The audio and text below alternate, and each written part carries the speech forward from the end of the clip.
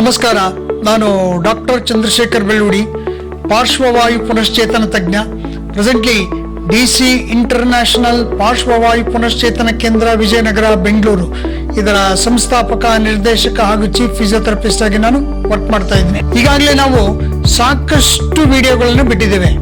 ಅಂದರೆ ಯೂಟ್ಯೂಬಲ್ಲಿ ಲಕ್ವಾ ಅಂದರೆ ಏನು, ಯಾಕೆ ಬರುತ್ತೆ, ಏನಕ್ಕೆ ಬರುತ್ತೆ, ಮೆದುಳು ಅಂದರೆ ಏನು, ಮೆದುಳು ಹೇಗೆ ಕೆಲಸ ಮಾಡುತ್ತೆ, ಲಕ್ವಾ ಬಂದ ನಂತರ ಮೆದುಳೆಲ್ಲ ಏನೇನು ಸಮಸ್ಯೆಗಳಾಗ್ತವೆ, ಲಕ್ವಾ ಬಂದ ನಂತರ ರೋಗಿ ಇಮಿಡಿಯೇಟ್ ಆಗಿ ಏನೇನು ಮಾಡಬೇಕು, ಮತ್ತೆ ಹಾಸ್ಪಿಟಲ್ ಇದ್ದಾಗ ಏನು ಮಾಡಬೇಕು, ಮನೆಗೆ ಬಂದಾಗ ಏನು ಮಾಡಬೇಕು, ಮನೇಲಿ ಬಂದಾಗ ಅದ್ರ ನಂತರ ಏನೇನು ಚಿಕಿತ್ಸೆಗಳನ್ನು ತಗೋಬೇಕು, ವೈಜ್ಞಾನಿಕ ಚಿಕಿತ್ಸೆಗಳು ಯಾವುವು, ಅವೈಜ್ಞಾನಿಕ ಚಿಕಿತ್ಸೆಗಳು ಯಾವುವು, ಇವುಗಳ ಬಗ್ಗೆ ಸಾಕಷ್ಟು ತಿಳಿಸಿದ್ದೇವೆ. ಇದನ್ನು ನೀವು ನಮ್ಮ ಯೂಟ್ಯೂಬ್ ಚಾನಲ್ DCINT ರಿಹ್ಯಾಬ್ ಅಂತ ನೀವು ಟೈಪ್ ಮಾಡಿದ್ರೆ ನಿಮಗೆ ಎಲ್ಲ ಮಾಹಿತಿಗಳು ಬರ್ತವೆ. ಸುಮಾರು ಒಂದು 18 ವಿಡಿಯೋಗಳಿದ್ದಾವೆ. ಇನ್ನೂ ನಾವು ವಿಡಿಯೋಗಳನ್ನು ಹಾಕ್ತಾ ಇದ್ದೇವೆ ಮುಂದೆ. ನಮ್ಮ ಉದ್ದೇಶ ಲಕ್ವಾ ರೋಗಿಗಳಿಗೆ ಸಮಗ್ರವಾಗಿ ಲಕ್ವಾ ಬಗ್ಗೆ ಮಾಹಿತಿ ನೀಡಬೇಕು ಮತ್ತು ಅವುಗಳನ್ನು ಪಾಲಿಸೋದ್ರಿಂದ ರೋಗಿಗಳಾಗ್ಬೋದು ಅಥವಾ ಆತನ ಸಂಬಂಧಿಗಳಾಗ್ಬೋದು ಆರ್ಥಿಕ ಹೊರೆಯನ್ನು ಕಮ್ಮಿ ಮಾಡ್ಕೋಬಹುದು. ಯಾಕಂದ್ರೆ ವೈಜ್ಞಾನಿಕ ಚಿಕಿತ್ಸೆಗಳು ಬಹಳ ಮುಖ್ಯ, ಅವುಗಳನ್ನು ಯಾವತ್ತೂ ಕಡೆಗಣಿಸಬಾರದು. ನಾರ್ಮಲಿ ಭಾರತದಂತಹ ದೇಶದಲ್ಲಿ ಸುಮಾರು 80% ರೋಗಿಗಳು ಏನ್ ಮಾಡ್ತಾರೆ ಅಂದ್ರೆ ಅವೈಜ್ಞಾನಿಕ ಚಿಕಿತ್ಸೆಗಳತ್ತ ಹೋಗ್ತಾರೆ. ಅಂದ್ರೆ ಲಕ್ವಾ ಬಗ್ಗೆ ಅರಿವಿಲ್ಲದೆ ಇರೋದು, ಅಂದ್ರೆ ಅವರಿಗೆ ಯಾವುದೇ ವೈಜ್ಞಾನಿಕ ಮಾಹಿತಿ ಇರೋದಿಲ್ಲ. ಡಾಕ್ಟರ್ ಹಾಸ್ಪಿಟಲಿಂದ ಡಿಸ್ಚಾರ್ಜ್ ಆಗುವಾಗ ಹೇಳಿರ್ತಾರೆ, ನೀವು ವೈಜ್ಞಾನಿಕ ಚಿಕಿತ್ಸೆಗಳನ್ನು ಮಾಡಿ, ಅವ್ರು ಏನು ಮಾತ್ರೆಗಳನ್ನು ಕೊಟ್ಟಿರ್ತಾರೆ ಆ ಮಾತ್ರೆಗಳನ್ನು ಸರಿಯಾಗಿ ತಗೊಳ್ಳಿ, ಹಾಗೆ ವ್ಯಾಯಾಮಗಳನ್ನು ಮಾಡಿ ಅಂತ ಹೇಳಿರ್ತಾರೆ. ಬಟ್ ರೋಗಿಗಳೇನು ಮಾಡ್ತಾರೆ, ಇವೆರಡನ್ನು ಬಿಟ್ಬಿಡ್ತಾರೆ. ಮಾತ್ರೆಗಳನ್ನು ತಗೊಳ್ಳೋದಿಲ್ಲ ಮತ್ತೆ ಸರಿಯಾದ ರೀತಿಯ ವ್ಯಾಯಾಮಗಳನ್ನು ಮಾಡೋದಿಲ್ಲ. ಅವ್ರೇನ್ ಮಾಡ್ತಾರೆ, ಈ ಅವೈಜ್ಞಾನಿಕ ಚಿಕಿತ್ಸೆಗಳು ಅಂದ್ರೆ ಪೌಡರ್ ತಿಕ್ಕೋದು, ಇದು ಮಾಡೋದು, ಇದರಲ್ಲಿ ಈ ತರ ಬೇರೆ ಇನ್ನಿತರೆ ಚಿಕಿತ್ಸೆಗಳ ಹತ್ರ ಹೋಗ್ತಾರೆ. ಇದರಲ್ಲಿ ಒಂದು ಅರ್ಥ ಮಾಡ್ಕೋಬೇಕು, ಲಕ್ವಾ ಅಂದ್ರೆ ಫಸ್ಟ್ ಆಫ್ ಆಲ್ ಏನು ಅಂತ ನಾವು ತಿಳ್ಕೋಬೇಕು. ಲಕ್ವಾ ಅಂದ್ರೆ ಏನು? ಇದು ಮೆದುಳಿಗೆ ಆಘಾತ. ಅಂದ್ರೆ ಮೆದುಳಿನ ಆಘಾತ, ಮೆದುಳಿಗೆ ಇದು ರೋಗ ಬರೋದಿಲ್ಲ. ಇದು ಸೈಂಟಿಫಿಕ್ ಆಗಿ ಒಂದು ವೈದ್ಯಕೀಯ ಭಾಷೆಯಲ್ಲಿ ಅದು ರೋಗ ಅಂತ ಪರಿಗಣಿಸ್ಬೋದು. ಬಟ್ ಆದ್ರೆ ಇದು ರೋಗ ಅಲ್ಲ. ರಕ್ತನಾಳ ಏನಾಗುತ್ತೆ, ಲಕ್ವಾ ಹೊಡೆದಾಗೆ ಮೆದುಳಿನ ರಕ್ತನಾಳಗಳು ಬ್ಲಾಕ್ ಆಗ್ತವೆ ಅಥವಾ ಹೊಡೆದು ಹೋಗ್ತವೆ. ಅಂದ್ರೆ ರಕ್ತನಾಳಗಳು ಕಟ್ಟಾಗ್ತವೆ ಅಥವಾ ಸಪ್ಲೈ ನಿಂತೋಗುತ್ತೆ. ಅದೇ ರೀತಿ ಈಗ ನಿಮಗೆ ಅಂಡರ್ಸ್ಟ್ಯಾಂಡ್ ಆಗೋ ಭಾಷೆಯಲ್ಲಿ ನಾವು ಹೇಳ್ಬೇಕಂದ್ರೆ, ಈ ಕೈಗಳಲ್ಲಿ ಗಾಯಗಳಾಗ್ತವೆ. ಗಾಯ ಏನಾಗುತ್ತೆ, ಯಾವುದೇ ಕಾರಣ, ಅದು ಚಾಕು ಇದಾಗಿರ್ಬೋದು, ಬೇರೆ ಇನ್ಯಾವುದೋ ರೀತಿ ತಗಲಿ ಗಾಯ ಆಗಿರ್ಬೋದು. ಅವಾಗೇನಾಗುತ್ತೆ, ರಕ್ತ ಹೊರ ಚೆಲ್ಲೋದ್ರಿಂದ ಏನಾಗುತ್ತೆ, ಅದು ಗಾಯ ಆಗುತ್ತೆ. ಆ ಗಾಯ ಏನಾಗಿರುತ್ತೆ, ಅದು ಓಪನ್ ಆಗಿರುತ್ತೆ. ಅದು ಕೂಡ್ಕೊಳ್ಳಿಕ್ಕೆ ಸ್ವಲ್ಪ ಸಮಯ ತಗೊಳುತ್ತೆ. ಇದನ್ನ ಹೊರಗಡೆ ಕೈ ಕಾಲುಗಳಲ್ಲಿ ನಾವು ನೋಡ್ಬೋದು. ಅದಕ್ಕೆ ಯಾವುದೇ ರೀತಿಯಾದ ಉಪಚಾರನ ಇಮಿಡಿಯೇಟ್ ಉಪಚಾರ ಮಾಡ್ಬೋದು. ಆದರೆ ಬ್ರೈನು ಹಾಗಲ್ಲ. ಬ್ರೈನ್ ಏನಂದ್ರೆ, ಬ್ರೈನಲ್ಲಿ ಲಕ್ಷಾಂತರ ಕೋಟ್ಯಾಂತರ ನರಕೋಶಗಳಿರ್ತವೆ. ಅಂದ್ರೆ ಈ ಒಮ್ಮೆ ಅದು ರಕ್ತನಾಳ ಕಟ್ಟಾದಾಗ ಅಥವಾ ಬ್ಲಾಕ್ ಆದಾಗ ಏನಾಗುತ್ತೆ, ರಕ್ತನಾಳ ಕಟ್ಟಾದಾಗೆ ರಕ್ತ ಹೊರಗಡೆ ಚೆಲ್ಲುತ್ತೆ, ರಕ್ತನಾಳ ಬ್ಲಾಕ್ ಆದಾಗ ಮುಂದೆ ಸಪ್ಲೈ ಸ್ಟಾಪ್ ಆಗುತ್ತೆ.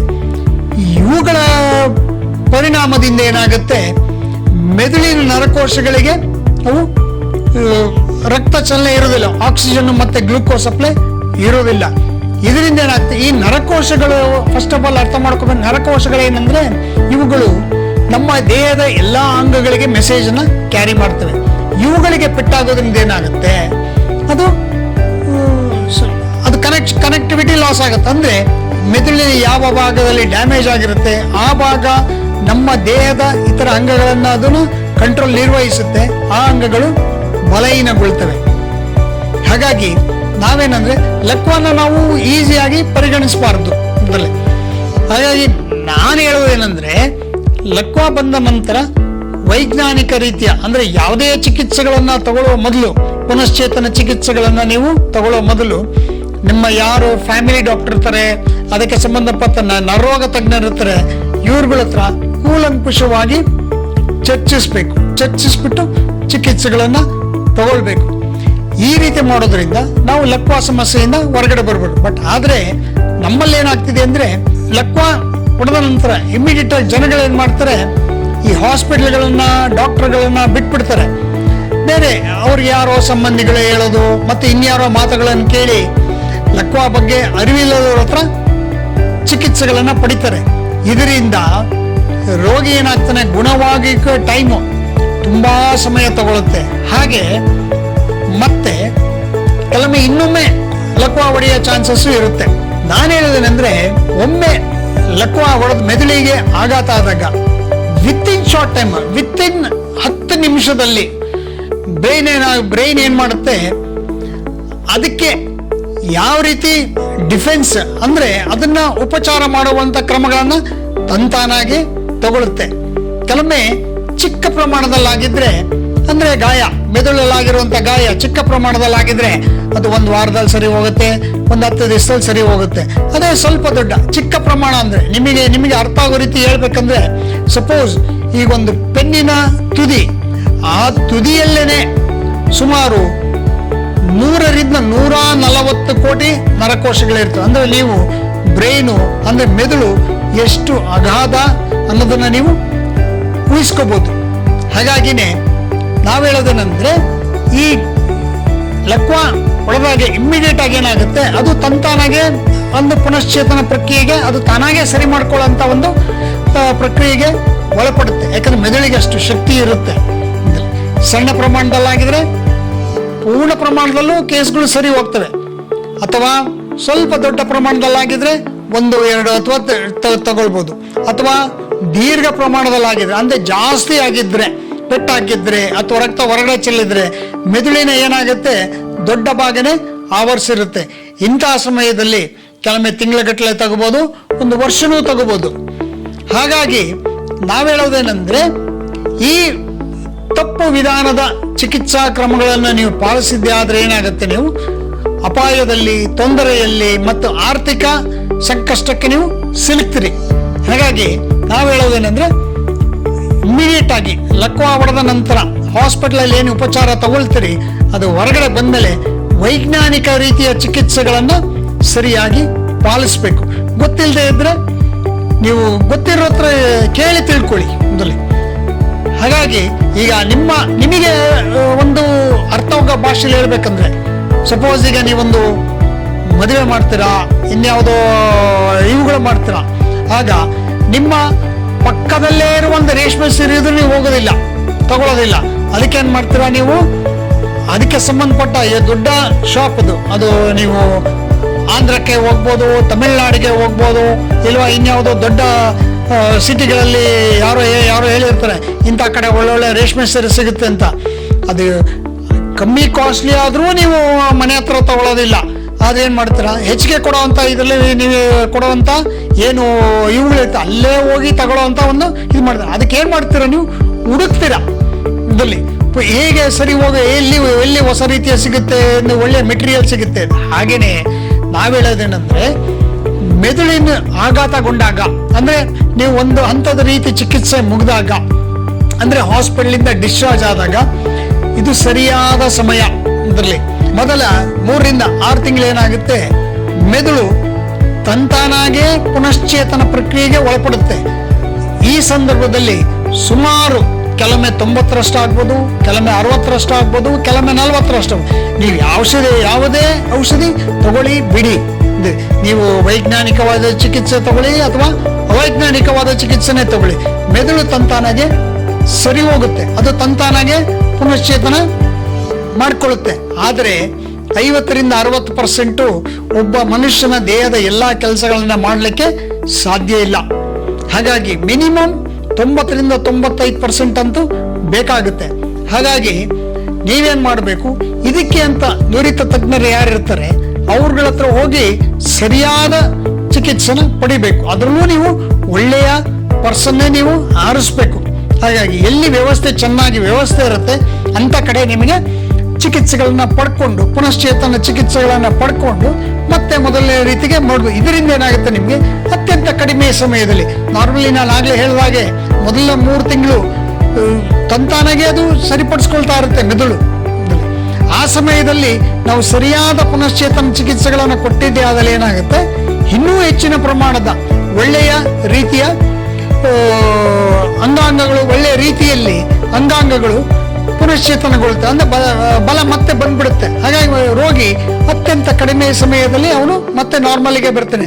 ಅದು ಬಿಟ್ಟು ಈ ಮಾಂಸಖಂಡಗಳನ್ನ ತಿಕ್ಕೋದು, ಉಜ್ಜೋದು, ಔಷಧಿ ನೀವೇನಾದ್ರೂ ತಗೊಳ್ಳಿ, ಇದರಲ್ಲಿ ಆಯುರ್ವೇದನಾದ್ರೂ ತಗೊಳ್ಳಿ, ಹೋಮಿಯೋಪತಿನಾದ್ರೂ ತಗೊಳ್ಳಿ, ಬೇರೆ ಇನ್ಯಾವುದೇ ಟ್ರೀಟ್ಮೆಂಟ್ ಏನಾದ್ರೂ ತಗೊಳ್ಳಿ ಇದು ಆಕ್ಚುಲಿ. ಬಟ್ ಯಾವುದೇ ಕಾರಣಕ್ಕೂ ಮಸಾಜ್ಗಳನ್ನಾಗ್ಬೋದು, ಮಾಲಿಷ್ಗಳನ್ನಾಗ್ಬೋದು, ಮಾಂಸಖಂಡಗಳನ್ನ ತಿಕ್ಕುವುದು, ಉಜ್ಜೋದು ಇಂಥವನ್ನ ಮಾಡಬಾರ್ದು.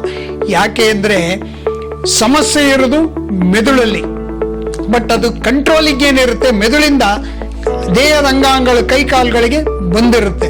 ಹಾಗಾಗಿ ಚಲನೆ ಕಳ್ಕೊಂಡಿರುತ್ತೆ. ಹಾಗೆ ನಾವೇನ್ ಮಾಡಬೇಕು, ರಿವರ್ಸ್ ಇಂದ ಅಂದ್ರೆ ಕೈಗಳನ್ನ ಮೂವ್ಮೆಂಟ್ಸ್ ಮಾಡೋದು, ಇವುಗಳಿಂದ ನಾವೇ ರಿಪೀಟೆಡ್ ಆಗಿ ಮಾಡೋದ್ರಿಂದ ಏನಾಗುತ್ತೆ, ಮತ್ತೆ ಕರೆಂಟ್ ಸಪ್ಲೈ ಮೆದುಳಿಗೆ ಶುರುವಾಗುತ್ತೆ.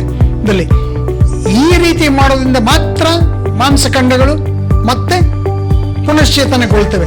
ಅದು ಬಿಟ್ಟು ನಾವು ತಿಕ್ಕುವುದು, ಉಜ್ಜೋದು, ಮಾಂಸಖಂಡಗಳನ್ನು ಎಳೆಯೋದು, ಆಲ್ರೆಡಿ ಈಗ ಸಪೋಸ್ ಈಗ ಎಕ್ಸಾಂಪಲ್ ಹೇಳ್ಬೇಕಂದ್ರೆ ಭುಜದ ಮಾಂಸಖಂಡಗಳೇನಾಗಿರುತ್ತೆ, ಲಕ್ವ ಹೊಡೆದಾಗೆ ಸ್ವಲ್ಪ ಕೆಳಗಡೆ ಇಳ್ದಿರುತ್ತೆ ಕೆಳಗಡೆ. ಬಟ್ ಆಮೇಲೆ ಒಂದು 3-4 ತಿಂಗಳಲ್ಲಿ ಅದು ತಾನಾಗೆ ಸ್ವಲ್ಪ ಹಂತಕ್ಕೆ ಬರುತ್ತೆ. ನೀವು ಎಕ್ಸಸೈಸ್ ಮಾಡಿದ್ರು ಬರುತ್ತೆ, ಮಾಡದೇ ಇದ್ರು ಬರುತ್ತೆ, ಸುಮ್ಮನೆ ಕೂತರು ಸ್ವಲ್ಪ ಮಟ್ಟಿಗೆ ಬರುತ್ತೆ. ಪೇಷಂಟ್ ಒಂದು 3-4 ತಿಂಗಳಲ್ಲಿ ಅವನೇ ತಾನಾಗೆ ಎದ್ದು ಓಡಾಡ್ತಾನೆ, ಆ ಹಂತಕ್ಕೆ ಬರ್ತಾನೆ ಅವನು ಆಕ್ಚುಲಿ. ಅಂದ್ರೆ ಸ್ವಲ್ಪ ಪ್ರಮಾಣದಲ್ಲಿ ಅವ್ನು ಕಂಟ್ರೋಲಿಂಗ್ ಮಾಡ್ಕೋಬಹುದು ಆಕ್ಚುಲಿ. ಬಟ್ ಎಲ್ಲ ಬಂದಿರಲ್ಲ. ಈ ಸಮಯದಲ್ಲಿ ನಾವೇನ್ ಮಾಡಿದ್ರೆ, ಈ ತಿಕ್ಕೋದು ಉಜ್ಜೋದೆಲ್ಲ ಮಾಡೋದು ಮೊದಲೇ ವೀಕ್ ಇರುತ್ತೆ, ಅದು ಓವರ್ ವೀಕ್ ಆಗ್ಬಿಡುತ್ತೆ. ಈಗ ಒಂದು 60% 60% ಮೆದುಳು ತಂತಾನಾಗೆ ಗುಣಪಡಿಸ್ಕೊಳ್ಳೋದು 20-30% ಇಳಿದು ಬಿಡುತ್ತೆ. ಅಂದ್ರೆ ಭುಜ ಕೆಳಗಡೆ ಇನ್ನೂ ಕೆಳಗಡೆ ಇಳಿದು ಬಿಡುತ್ತೆ. ಯಾಕಂದ್ರೆ ಭೂಮಿಯ ಗುರುತ್ವಾಕರ್ಷಣ ಶಕ್ತಿಯಿಂದ ಏನಿರುತ್ತೆ ಅದು ಕೆಳಗಡೆ ಜಗ್ಗುತ್ತೆ. ಇದರಿಂದ ಏನಾಗುತ್ತೆ, ಇನ್ನೂ ಪೇಷಂಟ್ ಏನಾಗುತ್ತೆ, ಅವನು ಬಲಹೀನ ಆಗ್ತಾನೆ, ಅವನಿಗೆ ಮೂವ್ಮೆಂಟ್ಸ್ಗಳು ಮಾಡ್ಲಿಕ್ಕೆ ಬರೋದಿಲ್ಲ. ಮತ್ತೆ ಹಾಗೆ ಇದೇ ರೀತಿ ಕಂಟಿನ್ಯೂ ಆದ ಏನಾಗುತ್ತೆ, ನಿಧಾನಕ್ಕೆ ಮಾಂಸಖಂಡಗಳೇನಾಗ್ತವೆ, ಗಟ್ಟಿ ಆಗ್ಬಿಡುತ್ತೆ. ಇದನ್ನು ನಾವು ಸ್ಪಾಸಿಟಿ ಅಂತೀವಿ, ನೋಡ್ಬೋದು ನೀವು ಆಕ್ಚುಲಿ. ಇದರಲ್ಲಿ ಗಟ್ಟಿ ಆಗ್ತವೆ, ಕೈ ಕಾಲುಗಳು ಗಟ್ಟಿ ಆಗ್ತವೆ, ಕೆಲವೊಮ್ಮೆ ಬೆಡ್ ಡೌನ್ ಆಗ್ತಾರೆ.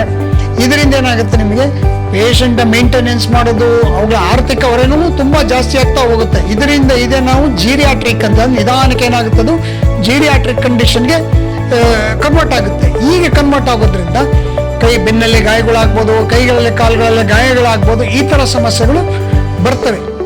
ಅದಕ್ಕೋಸ್ಕರ ನಾನು ತಮ್ಮಲ್ಲಿ ಕೇಳ್ಕೊಳ್ಳೋದೇನೆಂದ್ರೆ, ಒಮ್ಮೆ ಲಕ್ವ ಹೊಡೆದ ನಂತರ ನೀವು ಮಾತ್ರೆ ಏನಾದರೂ ತಗೊಳ್ಳಿ, ದಯವಿಟ್ಟು ಯಾವುದೇ ಕಾರಣಕ್ಕೂ ಮಸಾಜ್ ಆಗ್ಬೋದು, ಮಾಲಿಶ್ ಆಗ್ಬೋದು, ತಿಕ್ಕೋದಾಗ್ಬೋದು, ಉಜ್ಜೋದಾಗ್ಬೋದು, ಇಂಥವುಗಳನ್ನು ಮಾಡದೆ ಸರಿಯಾದ ರೀತಿಯ ಅಂಗಾಂಗಗಳಿಗೆ ಪುನಶ್ಚೇತನ ವ್ಯಾಯಾಮಗಳನ್ನ ನಿರಂತರವಾಗಿ ಮಾಡಬೇಕು. ಅಂದ್ರೆ ದಿವಸಕ್ಕೆ ಒಂದು 8-10 ಅವರ್ ಕಂಟಿನ್ಯೂಸ್ ಆಗಿ ಮಾಡಬೇಕು. ಹೀಗೆ ಮಾಡೋದ್ರಿಂದ ಏನಾಗುತ್ತೆ, ನಿಮಗೆ ನೀವು ಹೆಚ್ಚು ಮೆದುಳಿಗೆ ನೀವು ಸಿಗ್ನಲ್ಗಳನ್ನ ಕಳಿಸ್ತೀರಾ, ಅಷ್ಟು ಬೇಗ ನರಗಳು ಪುನಶ್ಚೇತನಗೊಳ್ತಾ ಬರ್ತವೆ. ಹಾಗೆ ಹೊಸ ನರಕೋಶಗಳು ಹುಟ್ಕೊಳ್ತವೆ. ಹಾಗೆ ಹುಟ್ಕೊಳ್ಳೋದ್ರಿಂದ ಮತ್ತೆ ಕೈಕಾಲ ಅಂಗಾಂಗಗಳಿಗೆ ಏನಾಗುತ್ತೆ, ಕನೆಕ್ಟಿವಿಟಿ ಬರುತ್ತೆ. ಅಂದ್ರೆ ಕನೆಕ್ಷನ್ಸ್ಗಳು ಬಿಲ್ಡಪ್ ಆಗ್ತವೆ. ಹೀಗೆ ಆಗೋದ್ರಿಂದ ರೋಗಿ ಏನಾಗುತ್ತೆ, ರೋಗಿ ಆರ್ಥಿಕ ಹೊರೆಯೂ ಕಮ್ಮಿ ಆಗುತ್ತೆ, ಮತ್ತೆ ನಂತರ ಬೇಗನೂ ಗುಣ ಆಗ್ತಾನೆ, ಅವನು ಬೇರೆಯವ್ರ ಮೇಲೂ ಹೊರೆ ಆಗೋದಿಲ್ಲ.